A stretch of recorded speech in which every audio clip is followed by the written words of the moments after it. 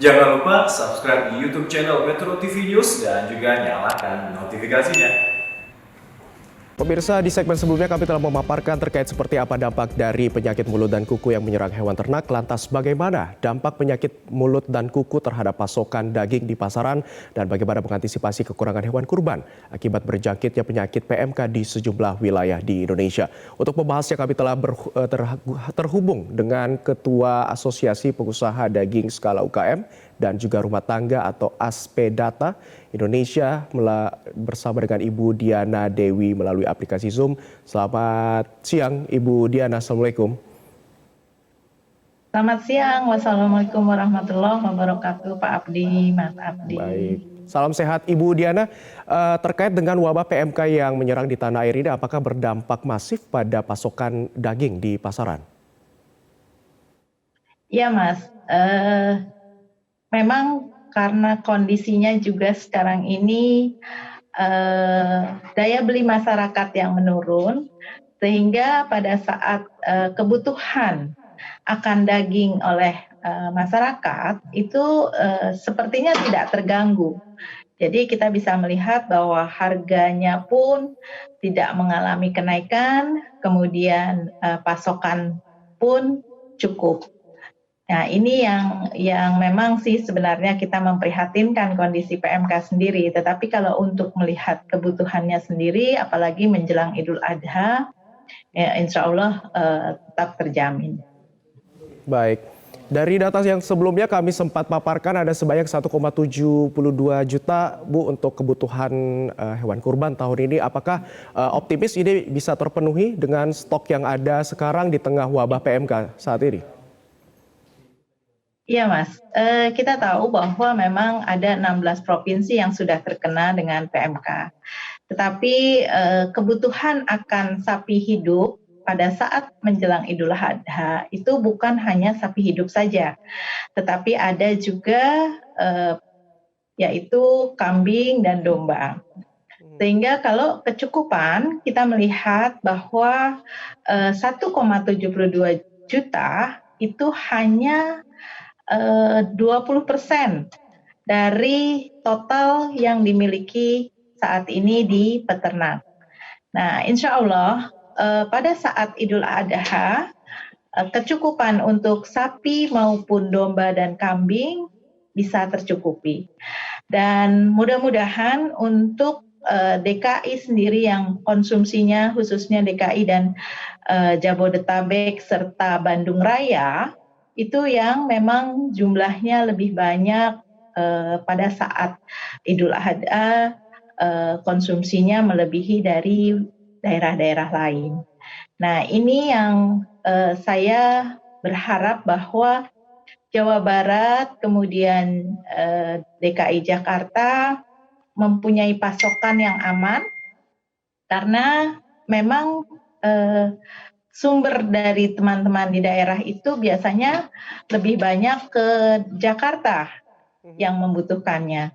Nah, ini saya harap bahwa bisa semuanya tercukupi, Mas.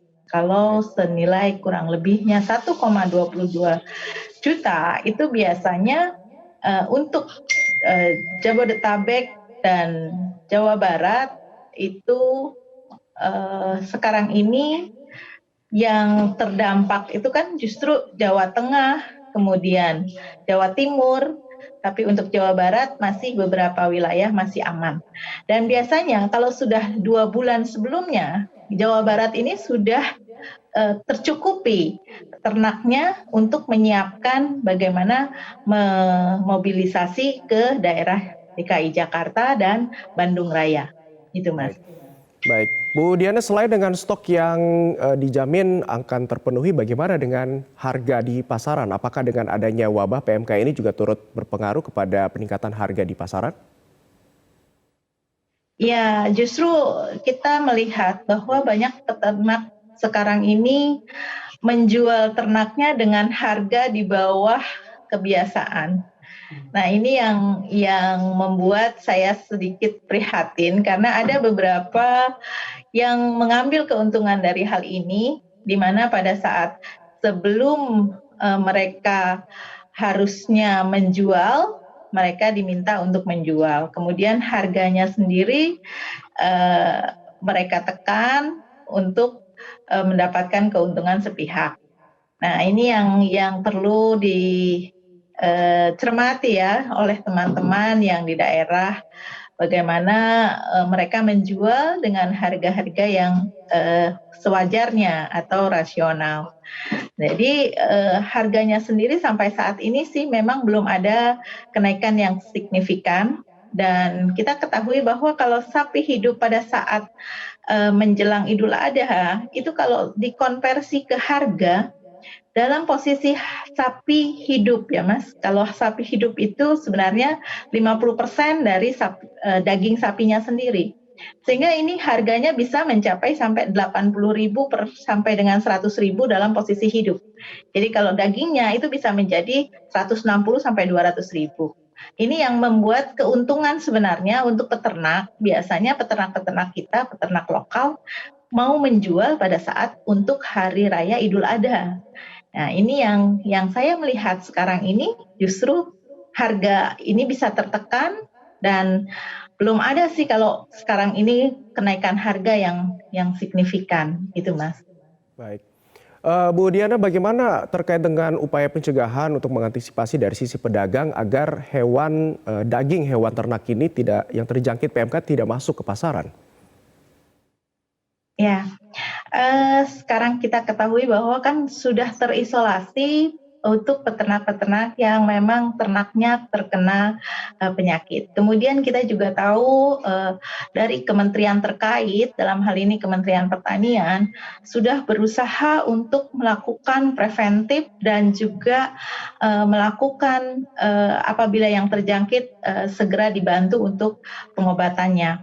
Nah, ini saya pernah mendapatkan informasi bahwa saat pada waktu ternak tersebut terkena penyakit, ini sudah dilakukan pengobatannya. Dan ternyata dalam 15 hari mereka bisa disembuhkan. Nah, ini mudah-mudahan memang tidak akan akhirnya mempengaruhi dengan daerah-daerah lain yang belum terjangkit atau tidak terjangkit, sehingga kita bisa mendapatkan tetap ternak-ternak yang sehat pada saat menjelang Idul Adha. Baik, Bu Diana, kami izin konfirmasi, ketika hewan yang sudah sembuh dari PMK, apakah ini bisa langsung disembelih atau harus menunggu dulu dari pihak terkait di sana? Ya, dalam hal ini memang dari kementerian terkait saat ini sudah memberikan peraturan bahwa apabila ternak tersebut akan disembelih menjadi hewan kurban, itu harus mempunyai surat keterangan sehat. Jadi memang selama ini juga memang dilakukan, tetapi tidak semua dan tidak secara intensif.